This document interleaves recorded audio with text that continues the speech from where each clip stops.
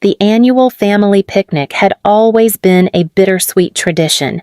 Held on the sprawling green lawn behind my parents' countryside home, it was meant to be a celebration, a reunion of generations.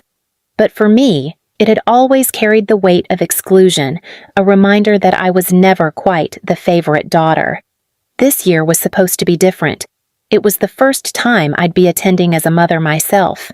My 7-year-old daughter Lily had been counting down the days, practicing her polite greetings and picking out a pink dress with daisies stitched on the hem, the one she said made her feel like a flower princess. Please subscribe to our channel and tell us in comments from where are you watching this video. We arrived early, just like my mother always demanded. Respectful people show up before the food, she used to say, though she never applied that logic to my sister Andrea. As soon as we stepped out of the car, I saw the usual. Andrea already sitting near the grill with her 3 boys, who were being praised for simply existing. My parents barely acknowledged us.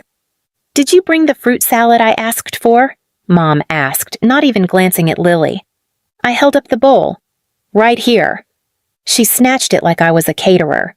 Not a daughter. Hours passed in a haze of passive-aggressive comments. My daughter stayed close to me, trying to make herself smaller every time my father raised his voice barking orders. The food was finally served. Classic picnic fare. Burgers, potato salad, fresh corn. The kids lined up first. Or rather, Andrea's kids did. When Lily stepped forward, Grandma raised a hand. "Wait, sweetheart, let the other children go first." "But I've been waiting," Lily said softly, clutching her paper plate. "She can wait a bit more," Dad added. "Andrea's boys are growing. They need to eat first." Something snapped. My daughter, the one who had spent days making thank you cards for everyone, was now being told to wait because she wasn't born into the right womb. She wasn't part of the golden lineage. She was just my kid. The daughter of the girl who never got invited to the grown-up table, the one who got her birthday gift 3 days late and her name misspelled on the family Christmas card. I leaned down to Lily and whispered, "We're leaving." "But the food," she whispered back. "We'll eat somewhere better." I took her hand and we walked past the shocked faces of my relatives, past my sister who muttered, "So dramatic," under her breath, past my mother who said, "You always ruin everything." They didn't know that I wasn't just walking away. I was preparing something they would never forget. I didn't say a word to anyone as I walked back to the car with Lily's small hand in mine. Her little feet stumbled a few times trying to keep up with me, but she didn't complain, not once. Her eyes were wide, confused, her grip tight.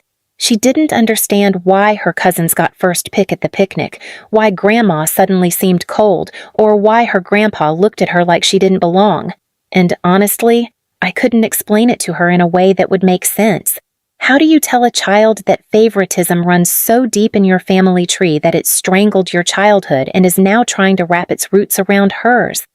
When I buckled her into the back seat, she looked up at me and asked, "Did I do something wrong?" I nearly broke. "No, baby, you were perfect. They're the ones who forgot how to treat people." I drove us to a quiet little spot I'd heard about, a countryside inn with a 5-star restaurant that overlooked a vineyard. I had never dared step foot there growing up. It was one of those places my parents used to scoff at, saying it was too fancy or too full of people who think they're better than us. But I had recently come into a little money of my own, a side business that grew when no one paid attention to me. It was finally time to do something bold with it. We were greeted by the head chef herself, a warm woman named Claudine with silver hair and eyes that sparkled with curiosity. She immediately noticed Lily's red-rimmed eyes and knelt down. "You okay, sweetheart?" Lily nodded shyly. Claudine glanced up at me and said, "Come with me. I think today is special." She led us to a beautiful table by the window, a chef's table, white tablecloth, gold silverware, fresh peonies in a small vase. Claudine then crouched beside Lily and whispered, "You're the guest of honor today. That means you pick the menu." My daughter blinked. "I can choose anything?" "Anything your heart wants," Claudine smiled. And just like that, my daughter's face lit up. She asked for pink lemonade, macaroni with extra cheese and sparkles. Claudine's kitchen whipped up edible glitter to my amazement, and chocolate-covered strawberries shaped like hearts. Every plate that came out looked like it belonged in a fairy tale. I watched my daughter beam, laugh, and eat with delight. I took pictures, we danced a little to the soft music playing in the background, and for the first time that day, she felt seen, celebrated. But my mind hadn't let go of what happened at the picnic. They had humiliated her. Again. They had humiliated me. Again. They needed to learn that I wasn't the forgotten daughter anymore, that I wasn't a doormat, that my daughter was not a prop for their hierarchy. And I had just the plan. You see, Claudine wasn't just the head chef.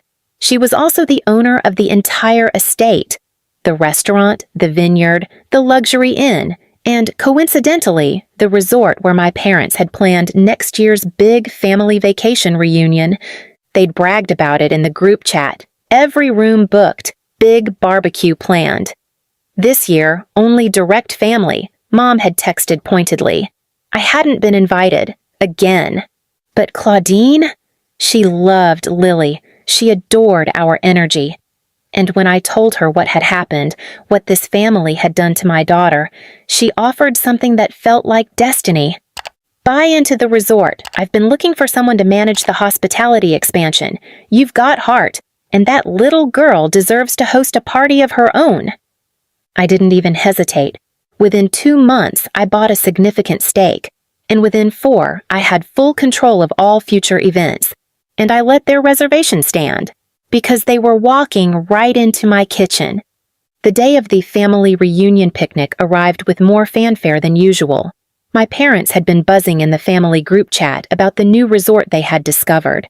They posted filtered pictures of the entrance, the polished floors, the vineyard in the distance. My sister chimed in, raving about the chef's reputation and how she might let her kids try the adult menu. No one mentioned me. I wasn't tagged in anything. I wasn't even acknowledged.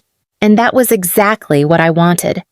They were so caught up in their own self-importance that they didn't recognize the subtle changes, like how the banner outside now read, "Welcome home, Lily," or how every child received a name tag with a flower, except one, who got a hand-painted card placed neatly in the center of the long banquet table. Lily, host of the day. My parents didn't notice at first. They were too busy criticizing the wine selection, too expensive, Dad mumbled, and asking if the real chef was coming out, or if the French lady with the silver hair was just for decoration. Claudine greeted them with a serene smile and offered chilled cucumber water. My mother waved her off, requesting, "Something with sugar, please." My sister rolled her eyes and whispered to her husband that this place was trying too hard. But their tone shifted the moment the first course was announced. A soft bell chimed. Out walked a server in crisp white, holding a card that read, "Today's menu curated by Lily, the girl you told to eat last." Every head turned. My father froze mid-sip. My mother blinked rapidly, clutching her pearls like someone had just cursed in church. My sister scoffed but said nothing. And then I walked in, holding my daughter's hand. Both of us dressed in white linen, glowing in the warm afternoon sun, like we belonged in the very center of it all. Silence.